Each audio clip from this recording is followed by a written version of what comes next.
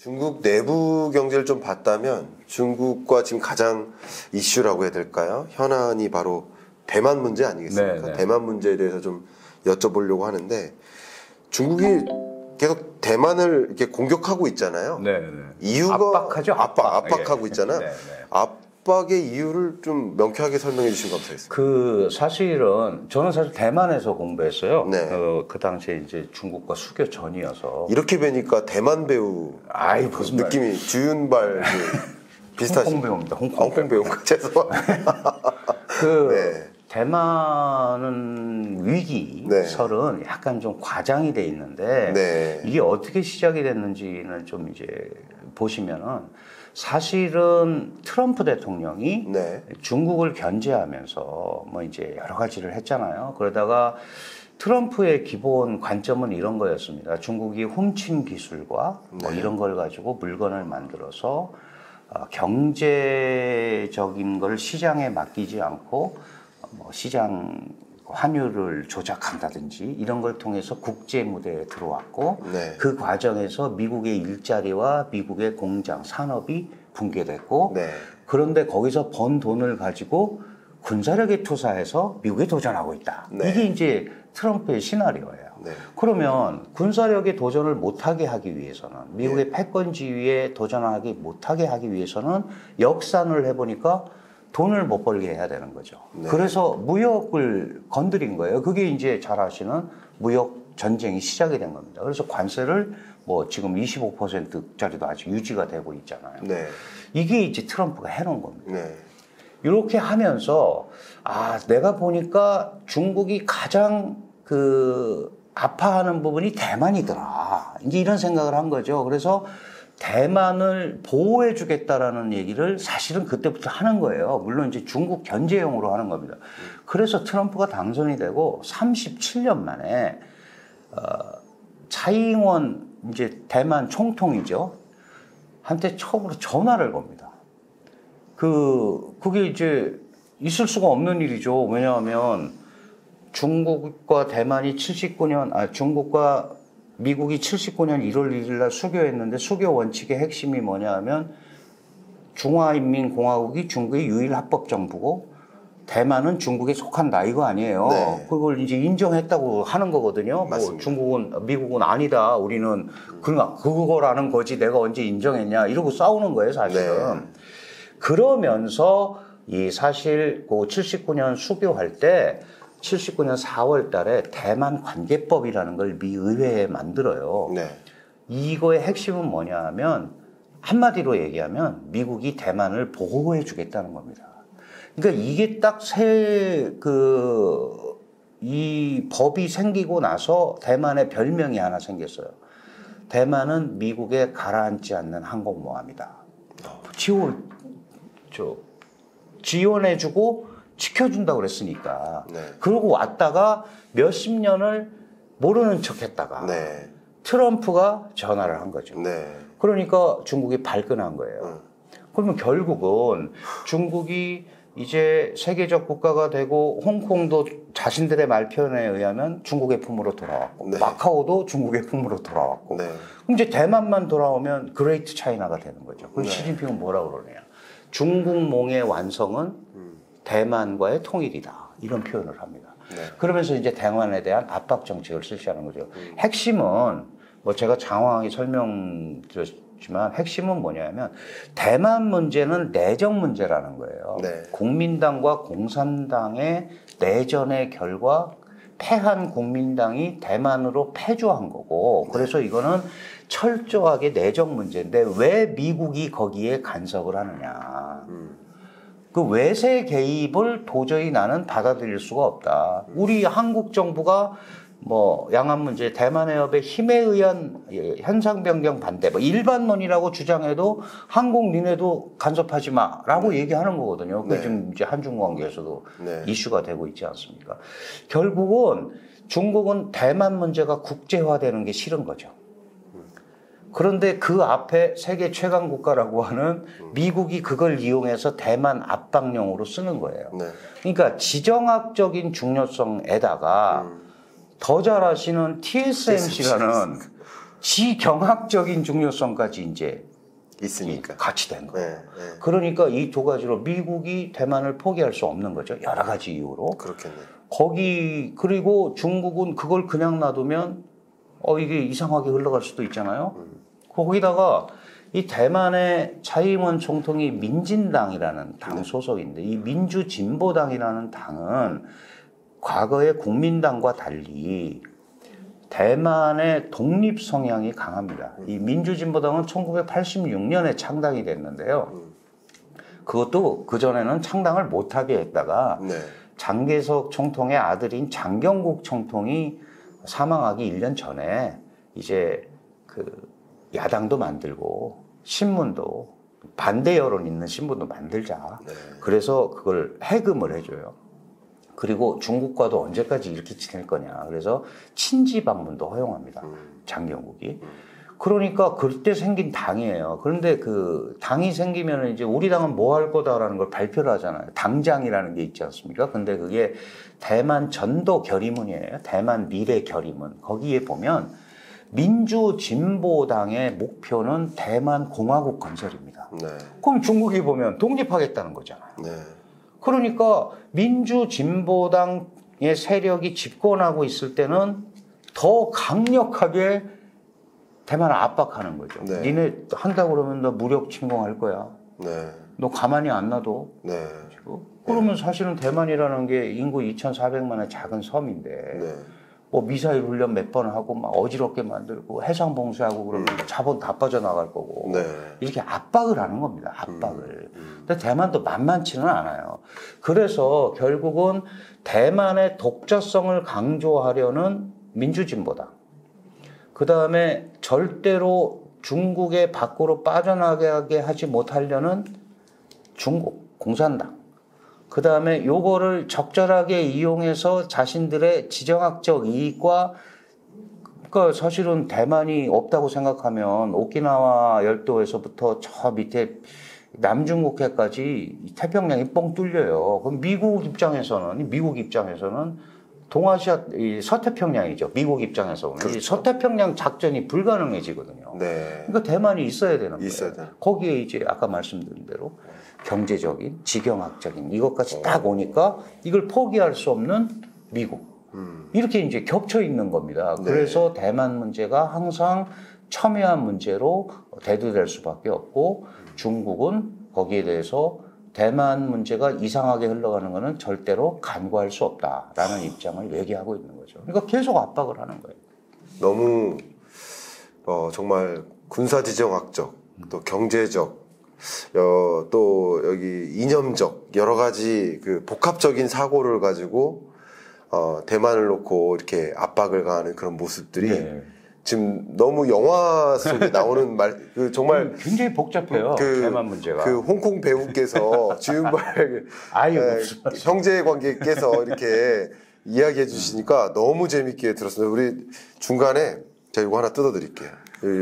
요거 드시면 방송이 좋네. 예, 방송 좋습니다. 이게요.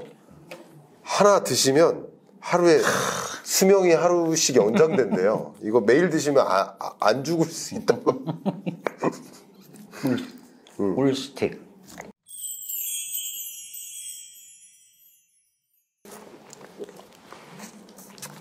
요즘 꿀타민이라고 예. 이게 좀 유행하더라고요. 이 대만 문제가 최근에 이제 너무 한국에서 많이 관심을 갖는데 네. 그 대만은 사실 한국한테 굉장히 중요한 데예요. 네. 우리 그 1년 교역이 550억 불입니다. 네. 이 550억 불이라는 수치는 아프리카가 56개 국가인데 네. 전 아프리카 플러스 호주, 예. 오스트레일리아 대륙 합친 것보다도 많은 숫자예요. 그리고 그 중에 50%가 반도체 전자기기 교류예요. 네.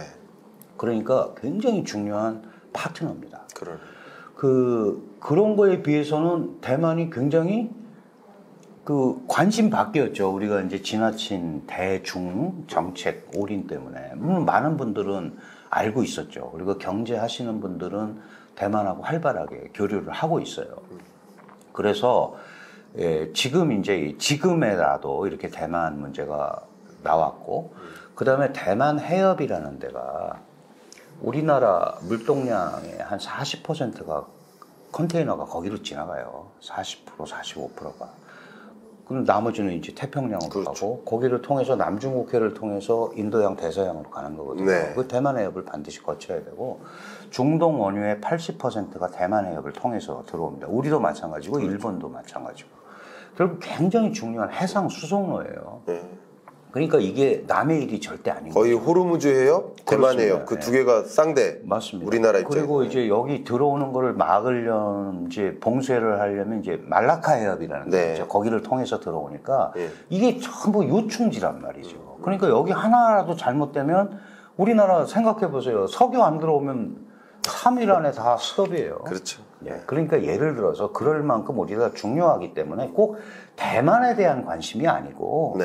그 부분에 대한 그 지정학적 관심을 더 가져야 됩니다. 남 문제가 아니에요. 네. 남중국해 문제도 마찬가지입니다. 맞습니다. 미중이 싸우지만 남중국해에서 벌어지는 거기를 통해서 이렇게 들어와야 되기 때문에 우리하고 직접적인 관계가 있는 데거든요. 그러니까 그렇다고 우리가 뭐 어떻게 하라고 그럴 건 없어요. 그러나 저게 남의 일이다. 네. 이런 식으로 바라보고 있으면 안 된다. 네. 조금 더 관심을 가지고 맞습니다. 그 봐야 되는 네. 그런 상황인 거죠. 맞습니다. 제가 말씀 속에서 번뜩하고 드는 질문인데요. 미국이 물론 중국에 대해서 하나의 중국이라는 이 표현을 계속하면서 대만이 뭐 마치 하나의 중국이다, 우리 인정해주겠다 이런 입장을 계속 유지하고 있는 모습이지만 미중 패권 전쟁이 어쩌면 23년 하반기에 조금 더 격돌할 가능성이 있다고 생각을 하고 있거든요. 보통 미중 패권 전쟁은 뭐 장기전이지만 특히 정치적 이벤트를 앞두고 정치적인 용도로 패권 전쟁을 더 격화시키는 경향이 있다고 저는 해석을 하고 있습니다. 네. 그런 면에서 23년 하반기에 어쨌든 그 대선을 앞두고 대만을 놓고 약간은 뭐 군사적인 격돌도 있을 수 있지 않을까 하는 그 경제학자적인 그 관점이 저도 조금 있거든요. 네. 이 부분 혹시 교수님은 어떻게 보고 계십니까? 저는 뭐 기본적으로 모든 일은 일어날 수 있어요. 네. 뭐 러시아의 푸틴이 우크라이나를 다 침공하지 않는다고 했는데도 하잖아요. 했죠. 예, 네. 그러니까 다 일어날 수 있는데 지금 대만 상황은 아직 거기까지는 안 갔다. 왜 이렇게 말씀을 드리냐면 하나의 중국이라는 게 이제 사실은 미중이 수교할 때 연합성명을 제일 먼저 닉슨의 중국 방문이 있었고 그 전에 이제 키신저가 갑니다. 72년도입니다. 72년도에 해서 이제 소위 해빙 분위기를 만들었는데 수교는 일본이 73년에 먼저 해요. 예. 그러고 나서 79년에 수교를 하고 수교 성명을 발표하죠. 그리고 82년에 또 이제 8.17 성명이라는 걸 발표해요. 이제 핵심은 뭐냐 하면 중국은 그렇게 얘기하는 거죠. 미국이 하나의 중국을 인정했다. 하나의 중국이라는 거는 중화인민공화국이 중국의 유일 합법 정부이며 대만이 중국에 속한다. 이거예요. 그런데 미국은 이거에서 다른 얘기를 합니다. 맞다. 너희가 중화인민공화국이 중국의 유일 합법 정부 맞다. 그런데 대만은 여기 있지 않냐. 그러니까 이거는 변화가 있으면 안 된다. 이게 그대로 유지가 돼야 된다. 그게 우리가 생각하는 하나의 중국 정책이다. 이거는 원 차이나 팔러시예요.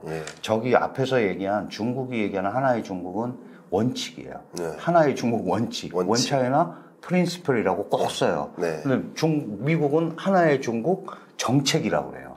그러니까 사실 중국이 볼 때는 아니 그럼 대만은 그대로 놔두고 우리를 뭐 합법 정부로 인정을 해서도 결국 보면은 그게 하나의 중국, 하나의 대만 정책 아니냐. 맞습니다. 이거 전략적 모호성이라고 그래요. 근데 미국은 대만한테도 그런 요구를 하고 있어요. 어느 일방이 일방적으로 이 현상 변경을 시도하면 안 된다. 그건 뭐냐 하면 중국도 현상 변경을 시도하면 안 되지만 대만도 독립이나 이런 것도 현상 변경이잖아요. 있는 그대로 있어야 되는데. 그러니까 그거를 양쪽에 이렇게 하면서 이걸 중간지대로 운영하려는 작전을 쓰고 있는 거다. 미국은.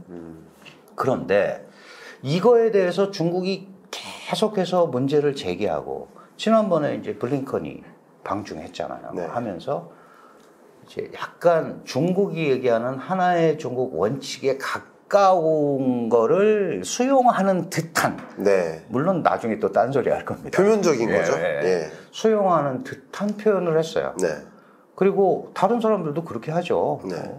근데 우리도 수교 성명에 예. 그게 있어요. 네. 한중 수교 성명에 한국은 중국이 중화인민공화국이 중국의 유일 합법 정부이고 대만이 중국에 속한다는 중국의 입장을 존중한다.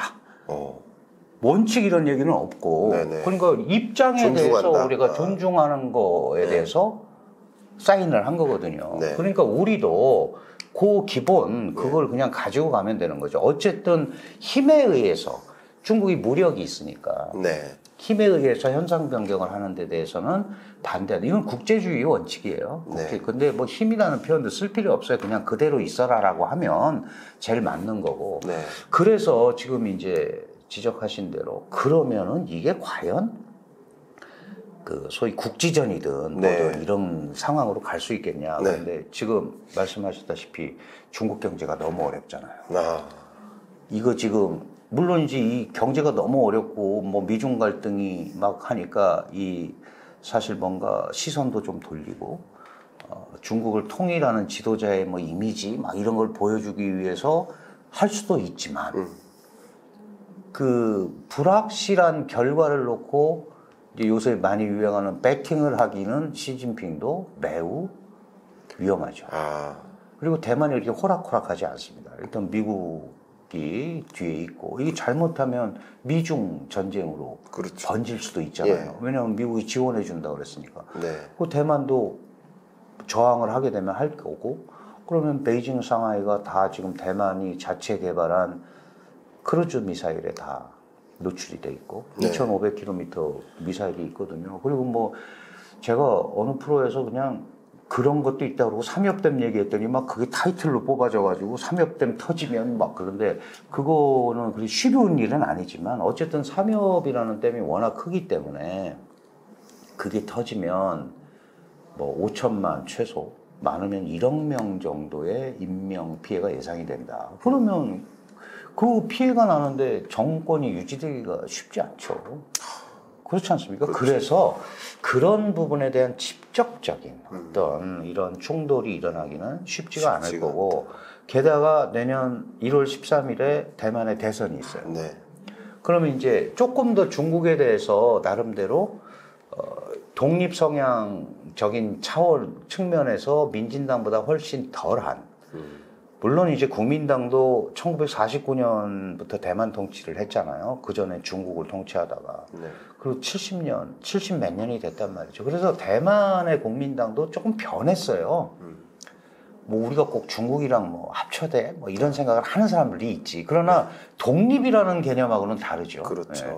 그 독립이 아니고 현상 유지를 국민당은 생각하는 거고 네. 민진당은 지금 당장 독립이 안 되니까 독립을 전제로 한 현상 유지를 생각하는 거예요. 그러니까 현상 유지라는 데 대해서 접합점이 있는 거죠. 그러니까 항상 여론조사를 해보면 70% 정도는 현상 유지예요.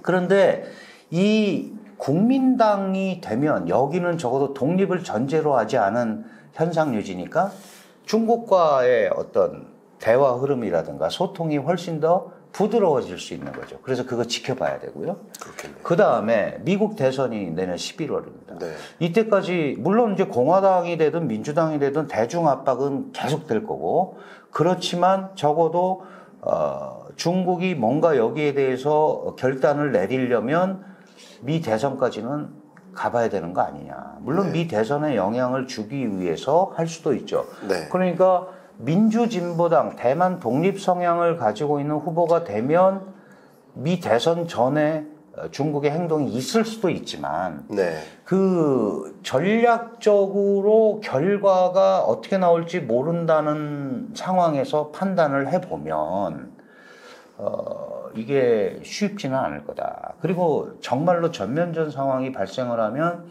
결국은 일본에 이제 미군 기지가 8개 있고요. 한국에도 평택 기지가 있죠.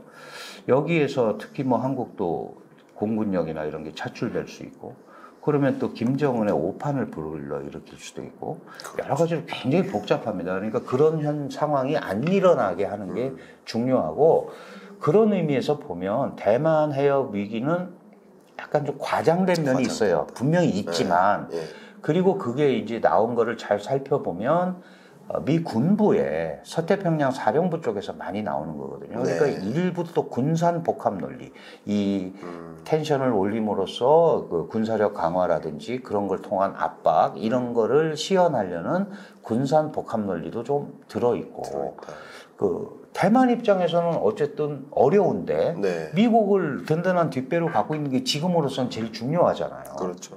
그러니까 당연히 미국 무기도 많이 사야 되고 미국은 또 거기에 대해서 무기 수출도 하고 또 타이페이법이라는 거 만들어가지고 약 그 4억 5천만 불 무기 지원을 하게 돼 있습니다. 이게 보통 이런 법 만드는데 내가 쟤한테 얼마 주겠다를 쓰는 법은 없어요. 근데 미국이 좀 그런 걸 하는 거예요. 그건 중국에 보여주는 거죠. 우리가 이렇게까지 신경 쓰고 있으니 그런 그 무모한 도발이나 이런 거 하지 마라. 근데 이제 중국은 그동안 해놓은 게 있어요. 뭐가 있냐? 대만이 독립하면 치겠다. 그 다음에 대만 문제에 외세가 개입하면 치겠다. 개입할 외세는 미국밖에 없어요. 지금 그렇죠? 그 다음에 그 여러 가지 또 이유가 있지만 대만이 독립에 준하는 행위. 그러니까 예를 들어서 대만 공화국 뭐 국호 개명 투표, 헌법을 바꾸겠다. 뭐 이러면 이게 독립에 준하는 행위잖아요. 그리고 계속해서 대만이 요 핑계 저 핑계 대고 통일 협상을 안 한단 말이죠. 미국 양제 가지고 통일하자 그러는데 통일 협상을 무조건 지원하는 경우 이 네 개를 원래 무력을 사용할 수 있다고 해놨었어요. 그러다가 이거를 2019년에 그 강택민이라는 옛날에 중국 지도자가 8가지 대만 방침을 발표한 거가 이제 1989년인데 그 이제 몇십 년 지난 기념식에 그 얘기를 한 거예요. 내가 우리 이전의 지도자가 대만 문제를 평화스럽게 통일하려고 했지만 대만이 자꾸 말 안 들으면 무력 사용을 하지 않겠다는 약속을 폐기하겠다. 그러니까 무력 사용을 할 수도 있다라는 거를 그게 이제 침공할 수 있다는 거죠. 2019년에 했고 2022년 공산당 대표대회 당장에 그걸 집어넣었어요. 처음으로 대만 문제를 그렇게 할 수도 있다. 그러니까 대만에서는 저게 공산당이 지배하는 국가잖아요. 공산당의 공식 일정에 올라간 거예요. 그렇죠. 그러니까 야 이거 진짜 전쟁 상황이 올 수도 있겠다라고 생각을 하는 거죠. 이거 이외에도 대만이 핵무기를 만든다거나 대만이 핵무기 만들면 당연히 중국을 겨냥하는 거니까. 그렇죠. 그래도 무력 침공할 수 있다. 근데 더 이제 하나 이런 게 있었어요. 대만 내부 처음에 동란이 생길 경우 그러니까 뭐 민진당하고 국민당하고 막 좌우가 분열이 돼서 싸운다거나 이걸 동란으로 인정하면은 야 대만 우리 영토인데 우리 영토에서 저렇게 싸우면 안 돼. 그래도 무력을 쓸 수 있다. 근데 그거야말로 어디까지가 동란이고 아닌지 모르잖아요. 그러니까 그럴 만큼 폭을 넓혀놓은 거예요. 폭을 넓혀놨고. 그러니까 중국이 대만을 침공할 수 있는 경우의 수를 더 늘려놓은 조건을. 조건을. 그렇게 하면서 압박을 하는데 이거는 이제 시진핑 입장에서는 당연히 그렇죠. 위대한 중국의 지도자를 하는 데 있어서 이게 대만 통일을 하면 굉장한 업적을 갖는 거잖아요. 그거를 하는데 이게 쉽지가 않기 때문에 사람들이 뭐 사선의 전리품으로 2027년이 되면 마침 시진핑이 한 번 더 하는 21차 당대회가 열립니다. 이때 뭐 그때 이걸 해가지고 그 전리품으로 한다든가 뭐 이런 거를 시도할 수도 있겠다라는 얘기를 하는데 뭐 아직 시간도 남았고 대만이 절대 그렇게 만만치 않고 우선 상륙할 데가 없고 물론 이제 미사일로 초토화 될 겁니다. 대만도 쏘겠죠. 그리고 해상 봉쇄하면 대만도 고립될 거고 그러면 이제 과연 미국이 약속을 지켜서 방어를 해줄 거냐 이거에 대한 이제 의문도 있고 이거는 잘못하면 중미 간의 전쟁이 될 수도 있잖아요. 그러니까 그런 생각을 해보면 불확실한 미래에 중국이 과연 배팅을 하겠느냐, 시진핑 체제가. 네. 이거를 생각해 보면 뭐 급격하게 침공할 가능성은 상대적으로 좀 적다. 하지 말란 법은 하나도 없어요. 그런데 경제도 어려운데 과연 이거를 지금 이 대목에 트라이를 할까? 이렇게 본다면 상대적으로 조금 그 가능성은 낮다. 이렇게 보는 게 맞을 것 같습니다. 중국 경제가 어쨌든 변화 끝에 놓여 있는 상황이고, 그리고 이런 상황에 무력으로 침공을 하게 될 경우 어떻게 보면 경제적으로 더 어려워지고 경제 제재 들어가고 그러면 체제 붕괴도 가능한 그런 것들 때문에 개입이 될 거고. 그렇죠. 네. 그런 여러 가지 면 때문에 그게 쉽게 일어나기는 좀 어려울 수 지금은 있다. 아닌 것 같다라는 게 제 생각입니다. 네. 뭐 많은 너무 분들이 좋습니다. 뭐 다르게 또 말씀하시는 분들도 있는데 제 생각은 지금 이 상황은 그렇게 확 뭐 밀어붙여서 할 상황은 아닌 것 같다. 이렇게 판단이 됩니다.